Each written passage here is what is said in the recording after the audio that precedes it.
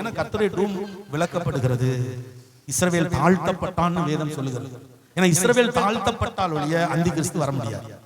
இஸ்ரவேலுடைய கை ஓங்கி இருக்க அந்தி கிறிஸ்து வெளிப்பட முடியாது. அப்போ இஸ்ரவேல் தாழ்ந்து போகிற நேரத்துல அதை காப்பாற்றுவதற்காக அந்தி கிறிஸ்து உள்ள வருவான். நான் தாண்டா உங்களை காப்பாற்ற போறேன், நான் தாண்டா உங்க மெசியா அப்படின்னு சொல்லிட்டு அந்தி கிறிஸ்து எப்படி வருவான்? உள்ள வருவான். நேற்று பிரசங்கத்துல அது சொல்லப்பட்டுச்சு. உடன்படிக்கை பெட்டியை குறிச்சு நேற்று பிரசங்கிச்சேன் இல்லையா? அதுல நான் சொன்னேன் அந்தி கிறிஸ்து எப்படி வருவான், உடன்படிக்கை பெட்டி யாரு, உடன்படிக்கை பெட்டி யாரு கொண்டு தேவாலயத்துல வைப்பா. இப்ப பாருங்க, இஸ்ரவேல் வம்சம் தாழ்த்தப்பட்டால் அதுக்கு எதிர்ப்பதம் என்ன? யூதா வம்சம் ஆசீர்வதிக்கப்படும். கர்த்தராகிய இயேசு கிறிஸ்து எந்த கோத்திரத்துல பிறந்தாரு? யூதா கோத்திரத்தில் பிறந்தார். யூத ராஜசிங்கம் அவர் இல்லையா?